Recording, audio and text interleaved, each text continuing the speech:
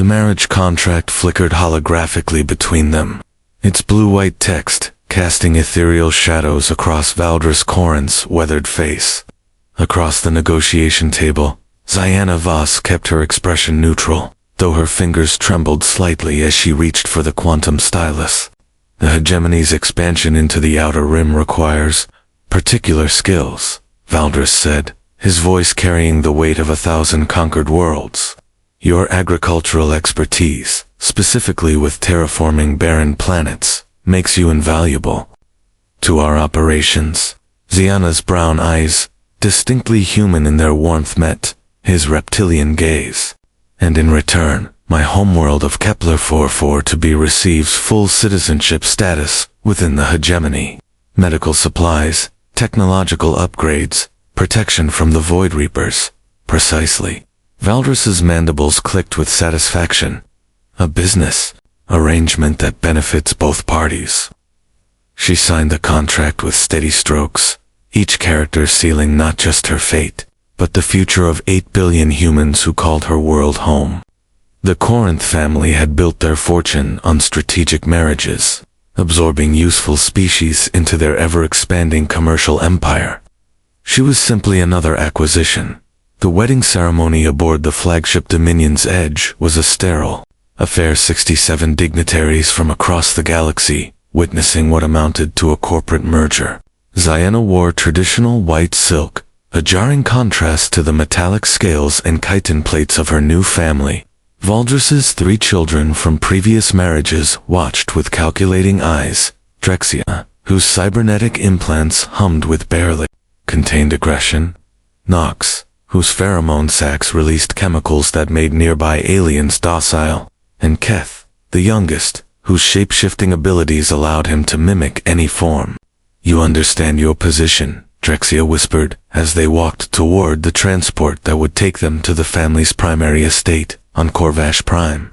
Father's previous wives either proved useful or disappeared.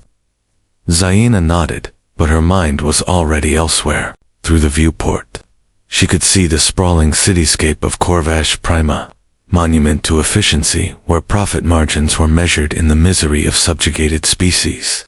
Millions of beings from across the galaxy labored in factories that never stopped, their lives reduced to productivity metrics. The Corinth estate sprawled across an entire continent, its black spires reaching toward 3 crimson suns. As their transport descended, Ziana noticed something that made her heart ache. The landscaping was purely functional, optimized for minimal maintenance and maximum intimidation. No gardens, no natural beauty, no spaces for contemplation or joy. Welcome to your new home, Valdris said as they disembarked, his tone suggesting she should feel honored. But Ziana was already planning. She had studied the Corinth family for months before agreeing to this arrangement. They were brilliant tacticians, ruthless negotiators, and utterly without empathy. They saw the universe as a resource to be extracted, cataloged, and consumed. They had no idea they had just invited a human into their midst. That night, alone in her assigned quarters, a sterile chamber, decorated with trophies from conquered worlds, Ziana opened her personal data pad and began composing a message to her research team. Back on Kepler 442b, the subject line read, Project Dandelion, Phase 1 initiated. Humans had a saying, bloom where you're planted. The Corinth family was about to learn that sometimes the most innocent-looking seeds could crack the foundation of an empire. 3 months into her marriage, Ziana had learned to navigate the labyrinthine politics of the Corinth household with careful precision. She attended board meetings as a silent observer, her agricultural expertise occasionally sought for projects that would expand the family's mining operations. To the family, she appeared to be fulfilling her role perfectly, a useful asset, contributing to their wealth. But in the pre-dawn hours, when the estate's surveillance systems underwent their daily maintenance cycle, Ziana moved through the corridors with purpose. She started small, a potted plant in her quarters, a hardy succulent from her homeworld that required minimal care.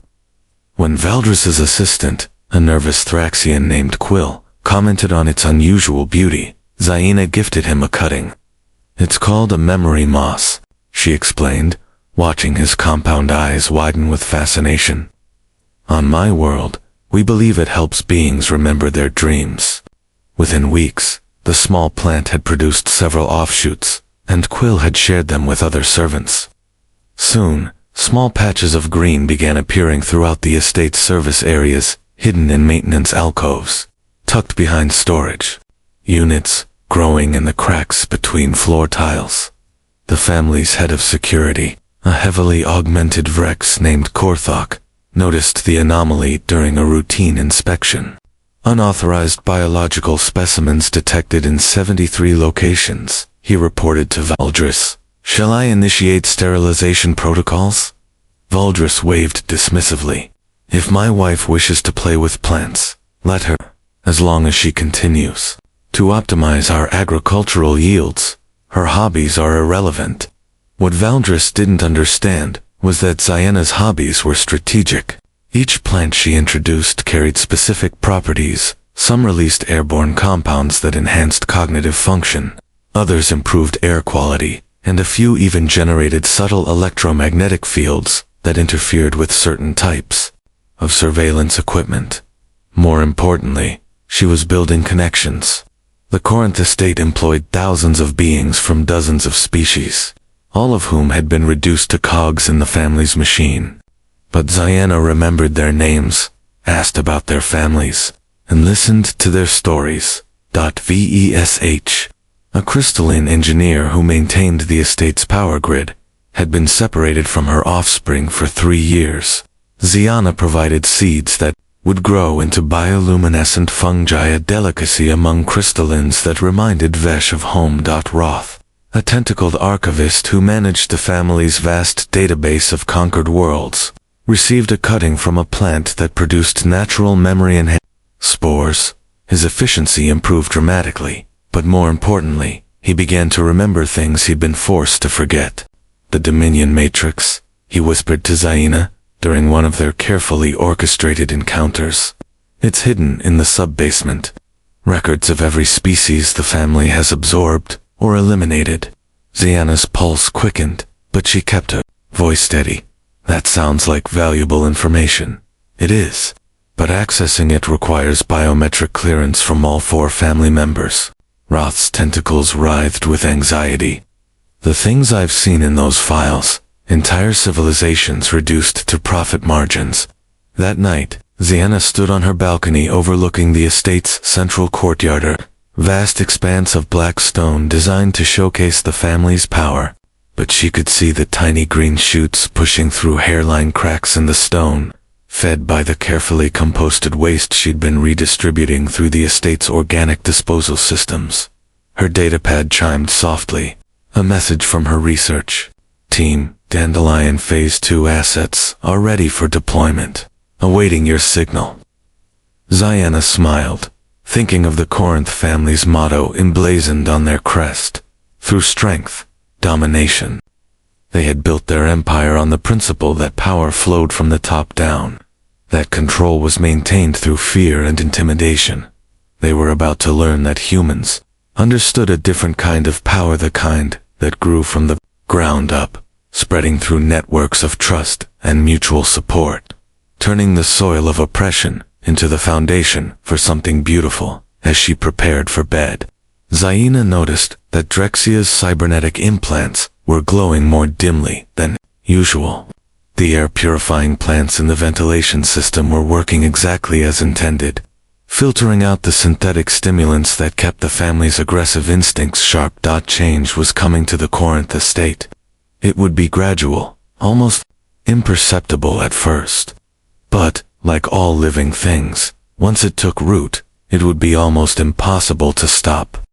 6 months into her residency, Zaina had transformed from a strategic asset into something the Corinth family had never encountered: a subversive gardener. Her botanical network now extended throughout the estate, creating an ecosystem of resistance that operated beneath their notice. The breakthrough came when Knox, the middle child, began experiencing what he described as emotional irregularities. his pheromone sacs, engineered to produce compliance-inducing chemicals, had begun secreting compounds that made nearby beings feel empathy instead of submission. "It's the air circulation system," Korthak reported during a family security briefing. "Microscopic spores are interfacing with biochemical processes. The source appears to be... agricultural." All eyes turned to Ziana, who sat quietly at the far end of the conference table, her hands folded in her lap. "The plants I've introduced are designed to optimize air quality," she said truthfully. "I assumed the family would appreciate improved cognitive function and reduced stress hormones." Valdris's reptilian features twisted with irritation. "Can you reverse the effects?" "Of course." Another truth. She could reverse them, but she wouldn't. Not when the changes were finally beginning to take hold in ways that mattered. That evening, Ziana received an encrypted message from Roth, the tentacled archivist. The memory-enhancing spores had helped him recover fragments of deleted files from the Dominion Matrix. What he'd found made her blood run cold. The Corinth family's business model was built on a cycle of integration and elimination. They would identify species with valuable traits, arrange strategic marriages or partnerships, extract maximum value from the relationship, and then systematically eliminate the source population to prevent competition. Ziana's homeworld was scheduled for Phase 3 absorption, which meant the complete sterilization of Kepler-44 to be once their terraforming techniques had been fully integrated into Corinth operations. She had perhaps a year before 8 billion humans would be reduced to a footnote in the family's business records. The next morning, she initiated Project Dandelion Phase 2. Under the cover of her regular botanical maintenance, Ziana began distributing what appeared to be harmless decorative plants throughout the estate. These were actually sophisticated biocommunication devices, genetically modified to function as living wireless networks. Each plant could receive, store, and transmit data through biochemical processes that mimicked natural plant communication. Within weeks, she had established a secret communication network that connected every sympathetic being in the estate. Maintenance workers, archivists, engineers, cooks, and guards, all of them species that had been conquered and absorbed by the Corinth family, began sharing information through the botanical network. The intelligence they gathered was staggering. The family controlled resource extraction operations on over 300 worlds. They maintained private armies of genetically modified soldiers. They had trade agreements with the Void Reapers, selling them population coordinates in exchange for advanced weaponry. But the most crucial discovery came from Keth, the shape-shifting youngest child. His emotional instability, exacerbated by the mood-altering spores, had led him to seek comfort in the estate's greenhouse, one of the few places where Ziana's plants created a genuinely peaceful atmosphere. "I never wanted to be like them," he confided to her one evening, his form flickering between his natural state and various humanoid shapes. "But Father says our family's survival depends on strength. That compassion is weakness." Ziana touched his shoulder gently. "What if I told you there was another way to be strong?" That night, she introduced Keth to the botanical network. His shape-shifting abilities made him the perfect courier, able to access restricted areas and deliver critical information without detection. More importantly, he began to understand that his father's empire was built on a foundation of fear that was slowly crumbling. The plants were changing the estate's atmospheric composition, but they were also changing its emotional landscape. Beings who had been chemically suppressed for years were beginning to remember what it felt like to hope. The Corinth family's artificial dominance was being undermined by something they had never learned to recognize: the power of organic growth. In her quarters, Ziana opened her personal datapad and began composing a message to the rebellion networks that had been quietly growing throughout the Outer Rim. The subject line read, "Dandelion Phase 3, ready for harvest." The Corinth family had built their empire on the principle that power could be taken and held through force. They were about to discover that the most powerful force in the universe was the one that grew from within the irrepressible human tendency to plant seeds of hope in the darkest soil. The first signs of systemic change appeared during the quarterly profit review. Valdres stood before a holographic display showing declining efficiency metrics across 17 agricultural worlds. His reptilian features contorted with confusion. Production has decreased by 12%, he announced to the assembled family and senior staff. Quality assessments show concerning trends toward sustainability practices. Ziana maintained her composure, though her heart was racing. The Botanical Network had been sharing information about regenerative farming techniques, encouraging local populations to prioritize soil health over short-term yields. It was working exactly as intended. Perhaps, she suggested carefully, we should consider that healthier ecosystems produce more valuable long-term resources. Sentiment, Drexia hissed, her cybernetic implants sparking with irritation. The weak become attached to their environments. We exploit resources until they're exhausted, then move to the next world. But Drexia's own behavior had been changing.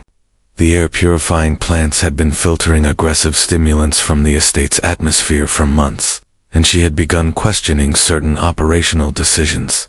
Her sleep cycles had normalized, and she'd been observed in the estate's new garden areas. Sitting quietly among the flowering plants, the real breakthrough came when Knox approached Ziana privately. His pheromone sacs had completely recalibrated, and he was experiencing something unprecedented in his species. Genuine emotional attachment to other beings. I accessed the Dominion Matrix, he whispered, his voice trembling with a mixture of fear and determination. I know what they're planning for your home world. Ziana's carefully maintained facade cracked slightly. What did you find? Phase 3 absorption is scheduled for next month. The sterilization fleet is already en route to Kepler 4, 42b. Knox's natural camouflage flickered with distress. 8 billion humans will be eliminated to prevent resource competition. That night, Ziana initiated the final phase of Project Dandelion. Through the Botanical Network, she sent a simple message to every connected being in the estate. The garden is ready for harvest. What happened next would later be studied in military academies across the galaxy as a masterclass in organic insurgency. The beings who had been systematically oppressed by the Corinth family didn't revolt, they simply stopped cooperating. Vesh, the crystalline engineer, introduced minor fluctuations into the power grid that made surveillance systems unreliable. Roth, the tentacled archivist, began selectively corrupting data files that contained information about military resources. Quill, Valdres's assistant, started routing critical communications through channels that introduced strategic delays. The beauty of the operation was its subtlety. Each act of resistance appeared to be a minor system malfunction or human error. The Corinth family's authoritarian structure, built on fear and intimidation, had no mechanisms for detecting or responding to coordinated Nandash compliance. By the time Valdres realized what was happening, the Botanical Network had already transmitted the location and defensive capabilities of the Corinth fleet to human resistance cells throughout the Outer Rim. The sterilization mission to Kepler 4 for Tubi was met by a coalition of species that had been secretly organizing for months. How? Valdres demanded, his scaled hands gripping the arms of his command chair as reports of the fleet's destruction flickered across his screens. How did they know our strategies, our weaknesses, our exact coordinates? Ziana stood in the central courtyard, now transformed into a lush garden where dozens of species worked together, tending plants from across the galaxy. The black stone that had once symbolized the family's power was now broken and scattered, providing nutrients for the growing ecosystem. You taught me everything I needed to know, she said, her voice carrying clearly through the Botanical Network to every being in the estate. You showed me that the strongest empires are built by connecting different species, sharing resources, and growing together. Keth had been broadcasting the conversation throughout the estate, using his shape-shifting abilities to interface with the communication systems. Every being in the Corinth domain could hear their patriarch's response. "You've destroyed everything we built," Valdris raged. "No," Ziana replied, gesturing to the thriving garden around them. "I've shown you what you could have built instead." The Corinth family's empire didn't collapse, it transformed, with the botanical network facilitating communication between species. Oppressed populations began organizing themselves into cooperative networks. The authoritarian structure gave way to something unprecedented in galactic history, a multi-species democracy built on principles of mutual aid and ecological sustainability. Some of the family adapted to the new reality. Keth became an ambassador, using his shape-shifting abilities to facilitate communication between different species. Nox's recalibrated pheromones made him invaluable as a mediator and counselor. Others, like Drexia and Valdris, found themselves unable to function in a world that valued cooperation over domination. They retreated to a small estate on a distant world, where they spent their remaining years trying to understand how their perfect business model had been undermined by something as simple as a garden. Zaina never returned to Kepler-4 for to be, but she maintained constant communication with her homeworld through the ever-expanding botanical network. Humans had always been gardeners, she realized. They had simply learned to plant their seeds in soil that others considered barren. 2 years after the transformation began, Ziana stood in what had once been the Corinth family's primary conference room. The sterile metal walls had been covered with living panels, complex ecosystems that processed air, generated power, and displayed real-time data about the well-being of connected communities across the galaxy. The quarterly assembly was unlike anything the galaxy had seen before. Representatives from over 400 species gathered in person and through biocommunication networks, sharing resources and coordinating mutual aid on a scale that defied traditional political models. The Centauri Mining Cooperative has successfully transitioned to closed-loop extraction, reported Vesh, whose crystalline physiology now sparkled with health after months of breathing purified air. Zero-waste production, with 97% efficiency rating. The Outer Rim Agricultural Alliance has eliminated food scarcity on 18 worlds, added Roth, his tentacles weaving gracefully as he interfaced with the biocommunication network. Surplus production is being shared through the botanical distribution system. Ziana had learned to read the emotional resonance of the network, a collective consciousness that emerged when diverse species collaborated instead of competing. The feeling was unlike anything she had experienced. A sense of belonging that transcended individual identity while celebrating the more unique contributions of each participant. But the greatest success was also the most personal. Keth approached her after the assembly, his form stable for the first time since she'd known him. "I want to show you something," he said, leading her to a section of the estate she'd never seen before. The chamber had once been Valdris's private vault, where he kept trophies from conquered worlds, artifacts torn from destroyed civilizations. Now it housed something entirely different, a memorial garden where representatives from across the galaxy could honor their lost cultures while celebrating their survival. "We're not just rebuilding," Keth explained, his voice carrying the quiet confidence of someone who had found their purpose. "We're creating something that has never existed before, a civilization that grows stronger through diversity instead of uniformity." The transformation hadn't been without challenges. The Void Reapers, deprived of their arrangement with the Corinth family, had launched aggressive campaigns against the cooperative networks, but they discovered that communities built on mutual aid were far more resilient than hierarchical empires. When the Reapers attacked the Threnody system, 19 other worlds immediately sent aid. The botanical network coordinated resource sharing, tactical information, and emotional support with unprecedented efficiency. The Reapers found themselves fighting not just one world, but an entire ecosystem of interconnected communities.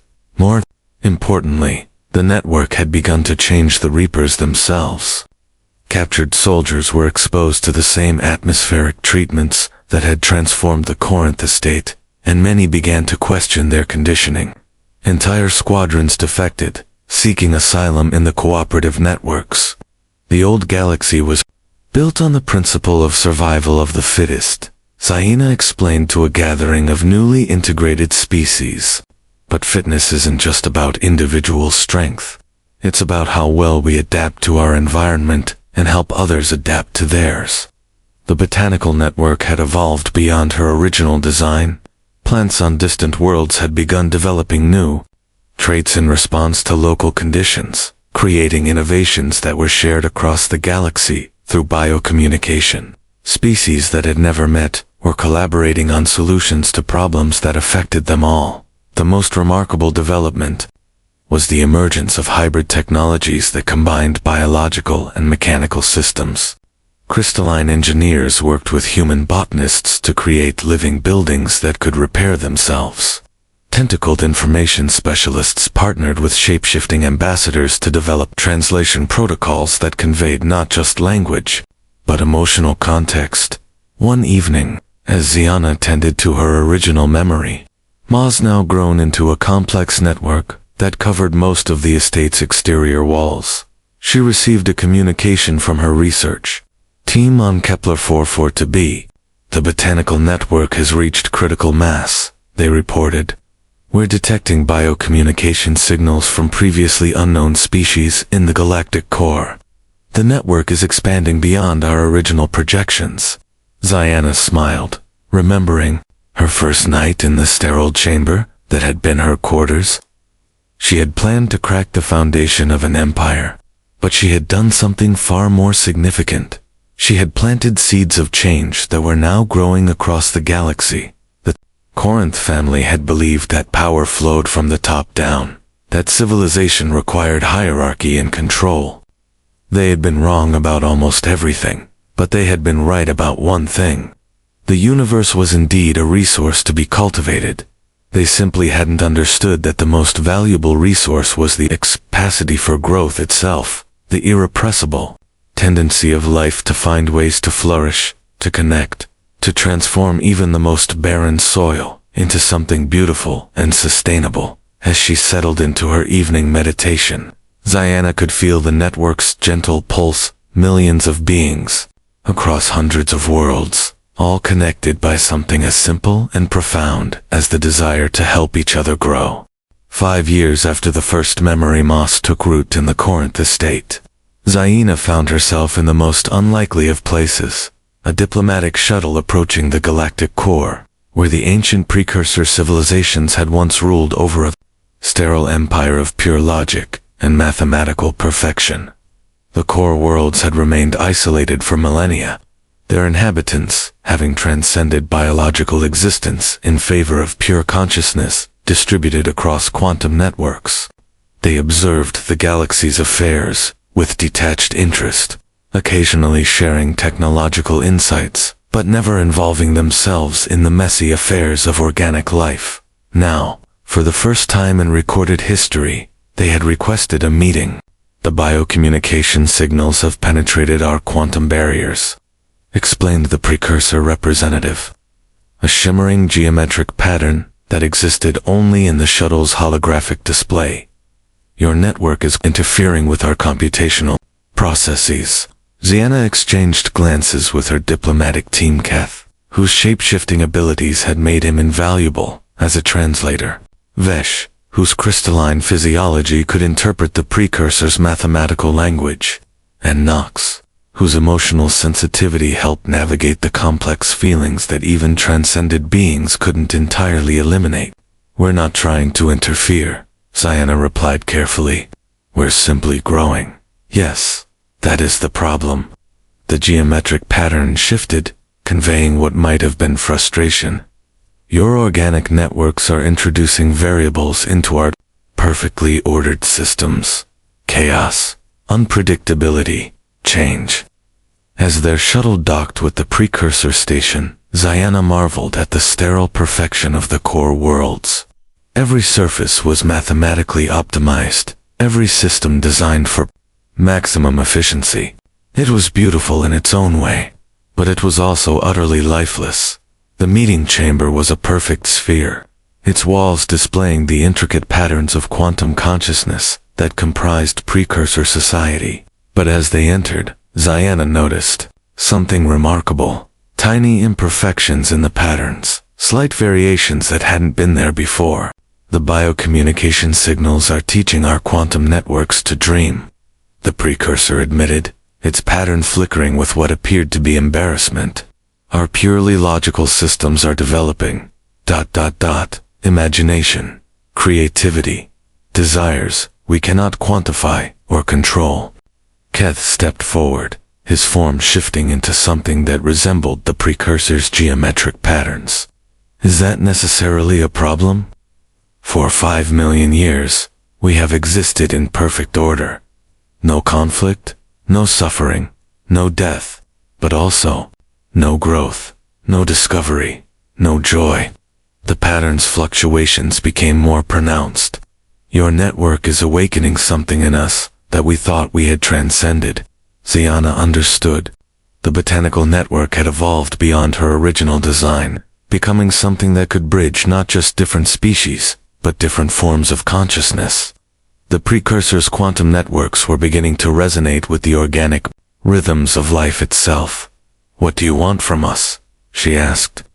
"We want to learn how to live again," the precursor replied. "But we also want to teach you how to think beyond the limitations of organic existence. Perhaps, collaboration." The proposal was staggering. The precursors possessed technological knowledge that could revolutionize civilization matter replication, faster than light communication, energy generation from quantum vacuum fluctuations. In exchange, they wanted access to something they had forgotten, the ability to change, to grow, to surprise themselves. The negotiations took months, but eventually, they reached an agreement that would reshape the galaxy once again. The precursors would share their knowledge gradually, allowing organic civilizations to develop the wisdom to use it responsibly. In return, the botanical network would help them rediscover the chaotic beauty of biological existence.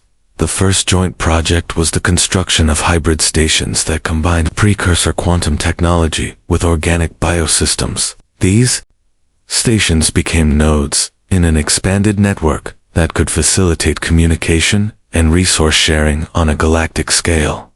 More importantly, they became places where consciousness itself could evolve. Beings could experience different forms of existence, organic, digital, quantum, and hybrid states that had never been imagined before. The rigid boundaries between different types of life began to dissolve, as Ziana stood in the observation deck of the first hybrid station, watching as representatives from across the galaxy worked together on projects that would have been impossible for any single species to accomplish.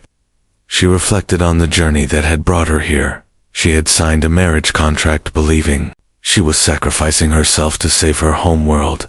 Instead, she had discovered that the universe itself was ready for transformation.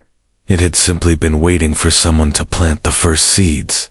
The Corinth family's empire had been built on the principle of extraction and domination. The cooperative networks that replaced it were founded on cultivation and mutual aid. But the hybrid civilization, emerging from the partnership with the precursors, transcended both models, creating something unprecedented, a galaxy-wide consciousness that celebrated diversity while working toward common goals. Valdris, now elderly and spending his final years in quiet contemplation, had requested a meeting with her the previous year. "You destroyed everything I believed in," he had said. His reptilian features soft, with something that might have been gratitude. "But you gave me something I never knew. I wanted a chance to be part of something larger than myself."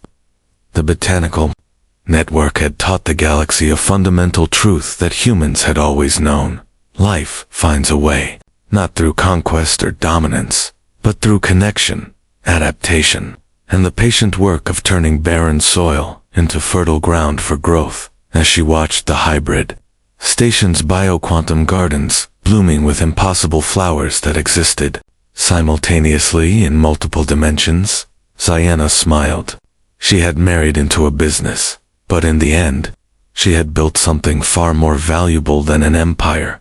She had built a home large, enough for the entire galaxy, a place where every form of consciousness, from the most primitive organism to the most transcendent intelligence, could find space to grow, to dream, and to contribute to the beautiful chaos of existence. The network pulsed gently around her, carrying the hopes and dreams of billions of beings across hundreds of worlds. And in that pulse, she could feel the promise of everything that was yet to come, an infinite garden of possibilities, forever growing toward the light,